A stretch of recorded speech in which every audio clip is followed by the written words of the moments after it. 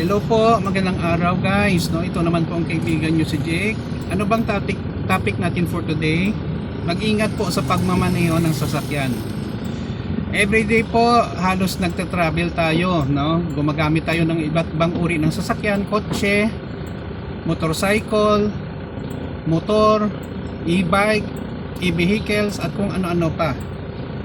Guys, dobling ingat po tayo para maiwasan po ang aksidente. Kung traffic guys, no, mga traffic na mga area, maraming sasakyan, naku po, wag pong magpabilis ng takbo ng sasakyan kasi baka makabangga tayo or tayo din ang mabanggaan ng mga sasakyan katulad na po ng motor, no. Palagi po itong maraming balitang aksidente, motorcycle palagi, no.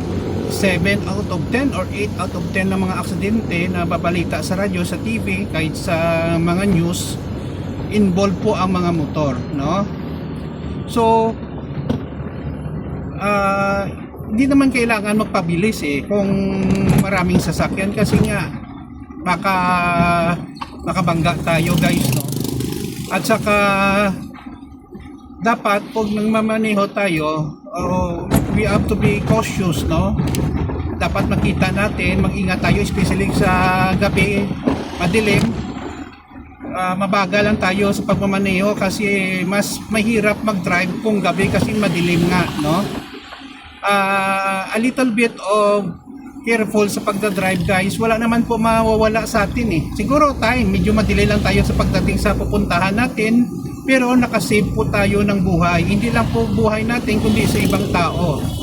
Remember guys, no, driving is not only a privilege but also a big responsibility, no? Kasi kung may mga nakasakay sa iyo at saka ikaw na driver ay kaskasiro, careless at saka maaksidente, pati sila, no, na pasahero lang ay madadamay. Yun din ang palagi kong nilalagay sa sarili ko bilang driver, no. Napakahirap po ang mga aksidente, no? Perwisyo pa at gastos. Kahit sabihin natin walang may namatay, pero ganun din kung hindi mo ma-ariglo, ma-provoke ang license mo or makulong ka pa. So yun lang po guys na masishare ko ng mga experience ko sa pagmamaneho. Ano lang, very careful lang sa pagmamaneho. Kung wala talagang sasakyan na feeling mo highway, okay lang yung magpabilis-bilis, pero huwag sobrang bilis, baka mawalan ka ng control sa manubela mo. Maraming salamat guys. Please follow me in my Facebook and YouTube channel. See you in the next video guys.